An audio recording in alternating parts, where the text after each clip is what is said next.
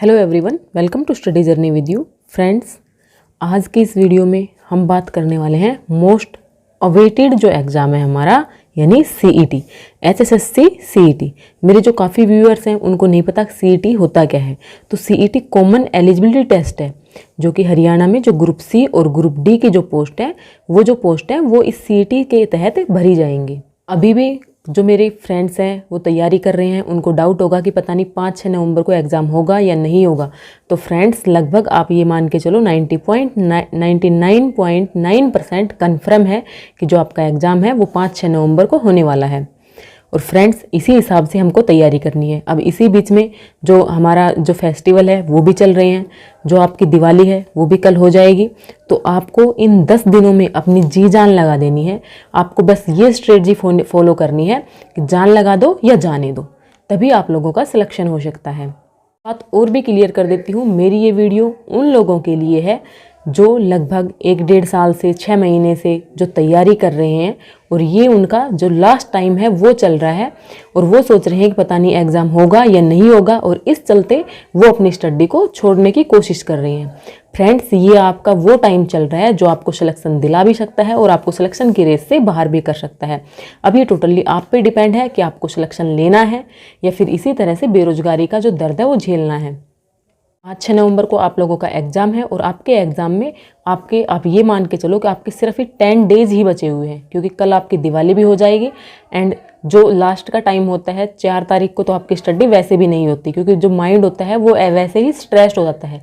लेकिन आप लोगों को ये जो 10 दिन बचे हैं इनमें बिल्कुल भी पैनिक नहीं होना है, अपने अंदर विश्वास जगाना है कि हाँ, हम इसको कर जाएंगे। जब हम इतने लंबे समय से तैयारी कर रहे हैं तो हम इसको ईजिली कर जाएंगे। आप लोगों को ये बिल्कुल नहीं सोचना है कि हमारा नहीं होगा। हाँ फ्रेंड्स, जो लोग अभी 1 महीने से तैयारी करने लगे हैं या अभी 10-15 दिन से तैयारी करने लगे हैं, तो उनका हो सकता है कि इसमें सिलेक्शन ना हो, क्योंकि ये तो श्योर है कि बच्चे काफ़ी टाइम से इस एग्ज़ाम की तैयारी कर रहे हैं। तो मैं एक बार आप लोगों का थोड़ा सा देख लेती हूँ कि कौन कौन से सब्जेक्ट आप लोगों के एग्ज़ाम में आने वाले हैं। सबसे पहले जो मोस्ट इम्पोर्टेंट हमारा हरियाणा जीके, आप लोगों को पता है कि जो हरियाणा के जो एचएसएससी ने अभी नियम निकाला था कि जो 25% वेटेज है वो आपकी हरियाणा जीके की रहने वाली है। 100 मार्क्स का पेपर होने वाला है आपका, 0.95 का आपका एक क्वेश्चन का मार्क्स होने वाला है। तो उसी हिसाब से आपको तैयारी करनी है। और अभी एक न्यू पैटर्न भी देखने को मिला है कि आपको 5 ऑप्शंस गिवन होंगे। आपको 5 ऑप्शंस में से एक ऑप्शंस को जरूर टिक करना होगा। अगर आप लोग ऐसा नहीं करते हैं तो उसका भी आपके जो पनिशमेंट है वो निर्धारित किया गया है। तो जो हरियाणा जीके है वो आप लोगों ने कर ली होगी हरियाणा जीके की। अब आप लोग ये कीजिए कि उसका सिर्फ रिवीजन कीजिए एंड एमसीक्यू प्रैक्टिस कीजिए। इसी के साथ जो करंट अफेयर है उसको रिवाइज करिए। Then India and world GK, ये भी मान के चलो आपके पास 20-25 मार्क्स की ये भी आ जाएगी।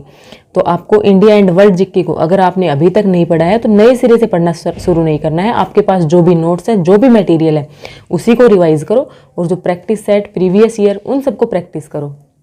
अब बात करते हैं मैथ्स और रीजनिंग की। ये भी आपका 25-30 मार्क्स का आ जाएगा दोनों मिला करके। हरियाणा में बच्चे क्या करते हैं, हरियाणा जीके को रटते रहते हैं। मैंने अपने जो आसपास के बच्चे हैं उनको काफ़ी देखा है, वो सिर्फ जीके के रट्टे मारते रहते हैं। दोस्तों, सिर्फ जीके से पेपर पास नहीं होता है, मैथ्स और रीजनिंग एक अहम रोल प्ले करता है आपकी सिलेक्शन में। क्योंकि इसमें क्या होता है कि आपको क्वेश्चन आता है वो आपका देखते ही सोल्व हो जाता है और आपको सेल्फ कॉन्फिडेंस आने लगता है जब आपसे मैथ के क्वेश्चन सोल्व होने लगते हैं कि हाँ भाई, मेरे से क्वेश्चन सोल्व हो रहे हैं तो मैं सारे एग्जाम को कर जाऊंगा। इसी तरह से आप लोगों को मैथ्स और रीजनिंग की अब आपको नए सिरे से स्टार्ट नहीं करना है बिल्कुल भी। आपने जो पहले किया हुआ है उन नोट्स को रिवाइज करना है और प्रैक्टिस करनी है। मैथ्स की प्रैक्टिस के लिए मैं आप लोगों को एक यूट्यूब चैनल सजेस्ट करती हूँ जो कि मुझे बेस्ट लगता है। मिशन एग्जाम क्लासेस करके एक चैनल है जिसपे मुकेश सर एचएसएससी की प्रैक्टिस सेट करवाते हैं। मुझे पर्सनली वो चैनल बहुत अच्छा लगता है। ये किसी भी का पेड प्रमोशन नहीं है। अगर आप लोगों को भी देखना हो तो आप लोग देख सकते हैं, आपको अच्छा लगे तो आप ज्वाइन कर सकते हैं। अब बात करते हैं हिंदी और इंग्लिश की। हिंदी और इंग्लिश आप लोगों की तैयार हो चुकी होगी, और अगर तैयार नहीं भी हुई है तो हिंदी और इंग्लिश तो मुझे ऐसा लगता है कि ऐसे सब्जेक्ट है, आपकी हिंदी तो अगर आप 2 दिन भी इसको तैयारी के लिए दो तो आपकी इजीली सारी कवर हो जाएगी। हिंदी के सारे टॉपिक आप आराम से कर लोगे। अब इनके भी प्रीवियस ईयर की प्रैक्टिस कीजिए, आप कहीं से भी कीजिए, यूट्यूब से कीजिए, प्रैक्टिस सेट खरीदिए, कुछ भी कीजिए। देन बात करते हैं कंप्यूटर की। तो कंप्यूटर में फ्रेंड्स, हरियाणा का क्या है कि या तो इतने हाई लैंग्वेज मतलब क्वेश्चन दे देता है, लैंग्वेजेस के, C+ के, जावा के, तो वो तो हमसे वैसे भी सोल्व नहीं होने। आपको जो बेसिक कंप्यूटर है उसको कर जाना है। एक ल्यूसेंट की बुक आती है, उसको आप लोग अच्छे से कर जाइए। अगर आपसे क्वेश्चन बनेंगे तो उसमें से बन जाएंगे, और अगर वो नहीं बन रहे हैं तो वो किसी भी बच्चे से नहीं बनने वाले हैं। फ्रेंड्स, वो टाइम चल रहा है कि आपको हर एक सब्जेक्ट को टाइम देना पड़ेगा।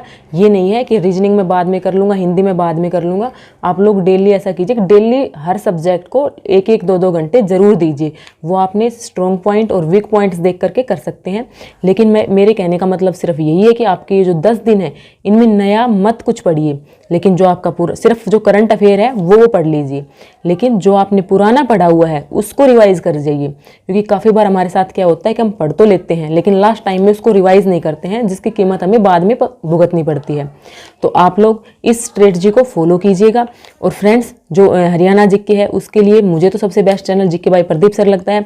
बाकी काफ़ी यूट्यूब चैनल है, GK by Diwan sir, Pradeep sir, एक और हैं उड़ान कैंपस कुछ करके, तो सब बढ़िया हैं। आपको जो अच्छा लगे जिससे पढ़ो।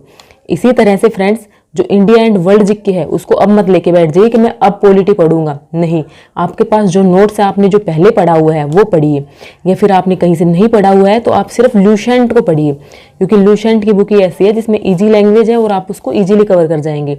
या एक अरिहंत की पतली सी बुक आती है, वो ले लीजिए, उससे आपके सभी टॉपिक्स आराम से कवर हो जाएंगे।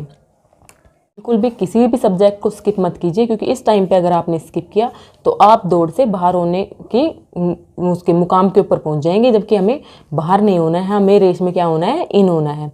और प्रैक्टिस सेट जरूर कीजिए, डेली कोशिश कीजिए कि आप 2 प्रैक्टिस सेट लगा पाएँ और उनका एनालिसिस कर पाएँ, वो आपके लिए सबसे बेटर होगा।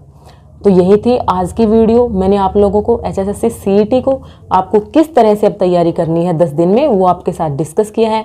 आई होप आप लोगों को मेरी जो स्ट्रेटजी है वो पसंद आई होगी। आपको आगे भी किसी तरह की स्ट्रेटजी चाहिए, या फिर मैं जिस स्ट्रेटजी को फॉलो कर रही हूँ वो आपको चाहिए, तो आप मुझे कमेंट बॉक्स में बता सकते हैं। फ्रेंड्स, वीडियो अच्छी लगी हो तो चैनल को सब्सक्राइब जरूर कर लें, अपने दोस्तों के साथ भी शेयर करें ताकि उन लोगों की भी कुछ हेल्प हो सके। और फ्रेंड्स, अपने माइंड में एक बात क्लियर कर लें कि हमारा एग्जाम 5-6 नवंबर को ही है। जान लगा दो या जाने दो। All the best friends, thanks for watching.